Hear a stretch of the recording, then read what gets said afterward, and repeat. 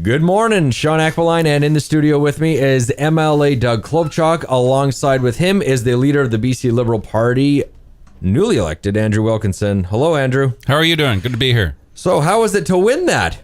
Well, it felt great. You know, it was a long competition, 6 months on the road, not too much money available to get it done, and so a lot of seat of the pants politicking all over British Columbia. And it didn't escape many people's notice that I did well in the north and the Kootenays and areas that I feel a lot of affinity with. And other people were focused in other parts of the province, but I made sure that we concentrated a lot on rural British Columbia, and it paid off in a big way. Now we're going to be moving forward, and slowly as you guys stand in opposition, it'll start to be about trying to creep information and what's going on your end into the news, and that's always a lot harder when you're the quiet guy with the script going, Mr. Spielberg. So with that being said, one of the things that you and I had to talk about in the past was previous campaigns, and quite frankly, they sucked. For lack of a better word, they sucked. And they didn't really speak to a lot of people. So I have a couple of questions for you moving forward as now that you've taken that spot. Are you ready? Oh, go for it. Okay. So based on that, the NDP had a far better personal campaign when it came to social services, community, and actually helping the working families, unquote. And the Liberals, however, did not speak to that, and there was a lot more of a, we'll call it pandering to the lower mainland. And one of the major changes that has happened recently is the child care reduction. And yes, the money comes from somewhere. It always comes from somewhere. We know that. But moving forward, how do you feel about that, and what would you do? Because just to make a quick note, because I know the numbers specifically because of my own son, $650 difference to a family income of $65,000 net, that's a big chunk of money for that type of family. So that's the one thing that's helping families, but that wasn't a campaign promise before. And I know that you have your theories about what happened in Quebec and what happened with that $15 a day thing. But where's the happy medium? What would you do moving forward? For sure. Just the big picture. You know, people have noted that in the last campaign, 2017, our party campaigned as if we were talking to people from 30,000 feet about credit ratings and stuff, and it really didn't resonate. People didn't care that much. The NDP were in people's living rooms offering them free stuff. And as you pointed out, nothing's ever really free. Somebody's paying for it. And the classic one is the bridge tolls in the Lower Mainland. They took off $4.5 billion worth of financing for the bridges, which would have come from the tolls, and they handed it out to the taxpayers of BC. So you are now paying for the Golden Ears and the Port Mann bridges, even if you never use them in your entire life. And so the idea that you got to pay for this stuff is important to remember.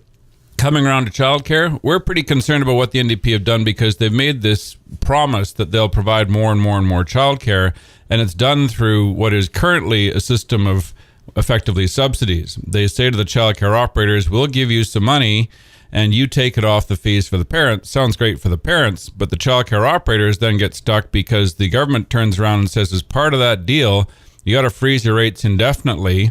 And by the way, here's a payroll tax you got to pay. And if your lease cost goes up or your staffing cost goes up, that's tough. You got to absorb that.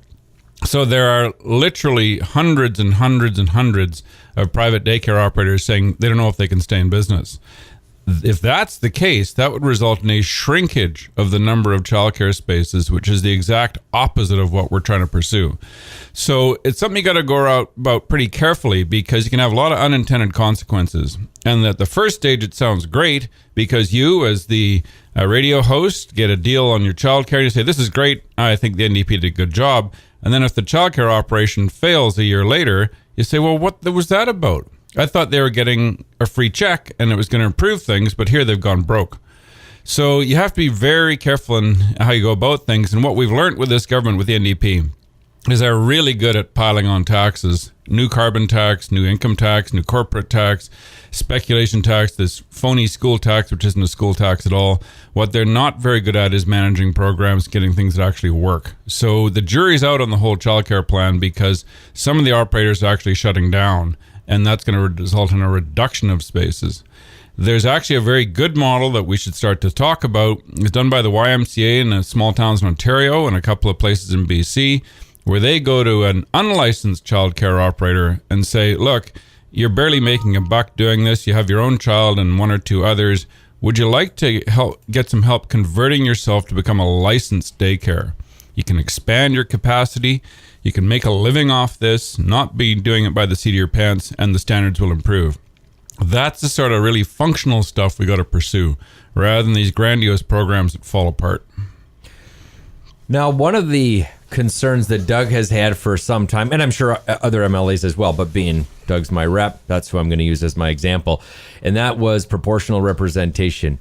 I'm curious to know why you don't like it, but also why do you feel that they like it?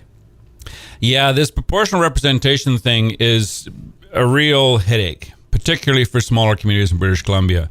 Because if it goes through and there's a mail-in ballot this fall, it'll mean that places like Revelstoke lose any effective representation, because you'll end up with a huge riding that probably goes from Kamloops to Waterton Park down in the southeast corner of BC. And that's not a good thing, because a place like Revelstoke will just lose any contact with an MLA. You'd have 4 or 5 MLAs. They will not be from Revelstoke, and they will just be inclined to say, well, talk to the other guy. The other problem is that the proportional representation system requires that you elect a couple of people locally, but then you choose people from a party list. You don't get to choose who they are. You don't get to choose your MLA. Somebody in Victoria or Vancouver, who's the party boss behind closed doors, says, well, I've decided that Sally Jones or George Bloggs is going to be the MLA if we get enough votes in Revelstoke and Kamloops and wherever else. So you don't even know who these people are that you're electing, and they may not be from here. So this is a really fundamental problem. And the other dark corner of this, as we have said for years, that it's time to have another look at electoral reform, but do it the right way. Consult the people of BC like we did in 2004. Take a full year to get people together and talk about it and come up with a very straightforward question and put it out in a general election. The NDP have done this secretly behind closed doors. They're doing it very obviously to help the Green Party to stay in power.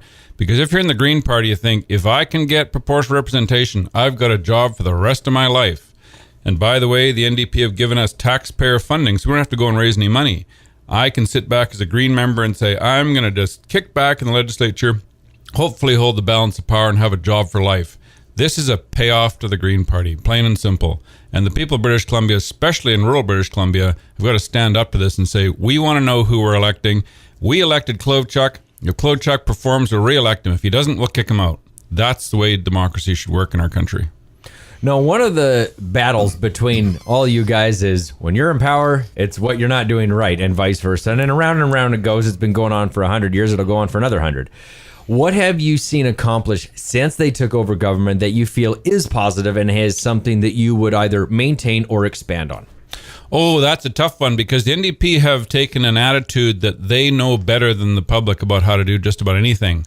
And it's not a very workable situation because they don't have the depth of experience to do this kind of thing. They have almost no commercial experience amongst them, but they're telling people how to run their lives and run their businesses. So I'm very skeptical of what the NDP have been up to for the most part. They've done a couple of good things. The one thing that I would point to is the funding and opening of these urgent care centers, which are going to be 10 around the province as a pilot program. We had worked that up as a concept, but we didn't actually execute on it. And so I think that's a good thing that they've done. But apart from that, I have trouble pointing to anything that they're executing well, because they take a really kind of ham-fisted approach that they know best and you'll suck it up because they're in charge. That's not how government should work, because you got to govern with the consent of the governed. If you don't have people buying in, you shouldn't be there. Now, with that said, diving over into our more local area, we've recently had Premier Horgan here to do a presentation. Doug, you spent a half an hour, and I watched the video with a back and forth with Premier Horgan about Three Valley Gap, specifically noting Shannon Smith's story as a huge catalyst to a reminder of what needs to be dealt with. And as you said in that, it's been going on since the 60s. It's not anyone in particular's fault, but whoever is in charge at the time is the government that needs to take responsibility for that bluff that is clearly dangerous. So where are we at with that? And I know you like to stir the pot, so stir. Well, thanks. Thank you, Shaun, and thank you. Appreciate Andrew for being here today as well. I chewed on the Premier's leg a little bit in estimates, as you mentioned, over Three Valley Gap. He did commit to me that day that he was going to talk to his minister about doing some geoscience work up on the bluff. As recently as yesterday, I was speaking to one of the owners of the Three Valley Gap, and they agree that something's got to definitely be done there. And so he made some commitments during estimates, and we're going to hold his feet to the fire on that. But I mean, it continues. Just 2 days ago, as you're well aware, some more rocks came out. Another accident there that required an ambulance, and from what I understand, the individual is going to be fine.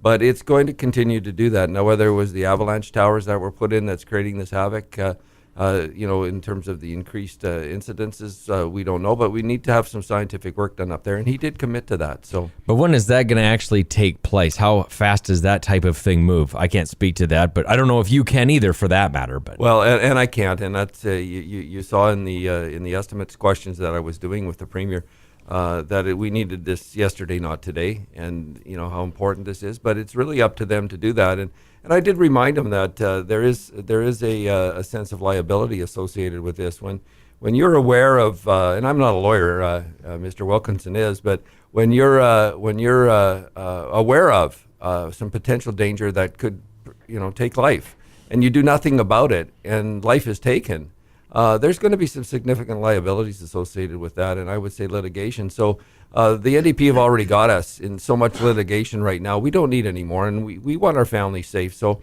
that's the plea that I made to John Horgan as the leader of this province. That's his job, and he accepted it that day. Now we'll see if he's good on his word. And I don't want to be too petty, but at the end of the day, he's not been renowned for keeping his word. Just to quickly jump in there, I got to commend Doug, because once a year we get a chance for about 6 hours total to ask the Premier questions the legislature directly face to face. Normally that's my job as leader, but I always make space for others. And Doug took advantage of a full half hour specifically on the Three Valley Gap and would not let go of the issue until he got an answer from the Premier. And he's to be commended for that. It takes some stomach in that situation where you got a big room and it's all being televised. And Doug really took him to task on the issue and got the best possible answer he could. And clearly Premier Horgan was a little flummoxed. Doug brought in photographs, which isn't normally done, and showed him the damage done by those rocks coming off the bluff at Three Valley Gap. I really got to commend Doug for the work he did. Thanks for that. Well, Doug, when summertime comes, we all pull out our shorts and double check to see if they still fit from last year, and we all wait to see what kind of random nasty beer Bud Light creates with fruit. But one other thing happens is bears come out. Where are we at with conservation officer? Well, I'm working real hard to get down to beach weight, like you said, so we're working on that, Sean. But we during estimates with the environment minister, whose portfolio includes the conservation service, I did bring up the fact that there were 20 new positions that were implemented in the province. 8 were replacement positions, and 12 were brand new conservation officers. And unfortunately, one was not designated for Revelstoke, although the candidate in the 2017 election promised that there would be 2 here, and the previous MLA promised that they would get another one here if they were elected. And well, that didn't happen. But what I was able to do is to push the environment minister to the point where the mayor, myself, Mark McKee, and George Buehler, who's the president of the Rod and Gun Club, have a meeting with the environment minister in Victoria in early July around the conservation officer service, and we pushed him really hard in estimates too. And it seemed he was open to those discussions. Will Revelstoke get a CO this year? No, they won't. But it's something that's really important. And I explained to the minister this city is very unique in terms of its location and its service to that location. And unfortunately, their statistics don't work here. And so we're still swinging the bat on that one, Sean. And where are we at with caribou? That's a fairly hot topic. Well, it is, and it's so much a federal issue, and I know that I met in our constituency offices on Monday morning with several people who have issues around caribou. It's going to have a huge effect if things go through in terms of the businesses here and the livelihoods of people, and it's something we've got to keep a really close eye on. But at the end of the day, it's really the federal government that's got the big stick. So. Andrew, Doug, is there anything that you'd like to touch base on that I didn't ask that you think is important for the community to know? Well, this is my second time this year in Revelstoke, and I'm always just delighted to be here. First of all, it's a fantastically beautiful setting, and the vitality of the downtown is just a delight. Everything's leased up, things are busy, people coming and going, there's a lot of activity here. And so you look at this place and think, how can we make it as good as it is and keep it going in a better direction? And I gather the crunch issue here is the cost of housing and availability of housing. And that's something that's actually, ironically, that's the number one issue in the Lower Mainland too. So we have little Revelstoke that has an identical problem to Burnaby and Coquitlam. And so we're going to have to look at real substantial solutions to that. I think there's a lot of room for getting things straightened out in terms of planning approvals and perhaps reducing the liability of municipalities so they're not so skittish about approving projects, just so things can get going and get ahead. Because Revelstoke is kind of bursting at the seams, and we all know that you need to have affordable housing in a place like this to provide the service industries that make it as good as it is. People who work in the hotels, people who work in the restaurants, because that's what's the future for a place like Revelstoke is not only the traditional industries like the railway and so forth and the forest industry, but also this fantastically successful resort community feel, but you got to have housing for it. All right, well, we've been chatting with our fiery MLA, Doug Clovechok, who loves to stir the pot, cauldron, toil and trouble, and of course, BC Liberal Party new leader Andrew Wilkinson, who'll be pounding the pavement for some time.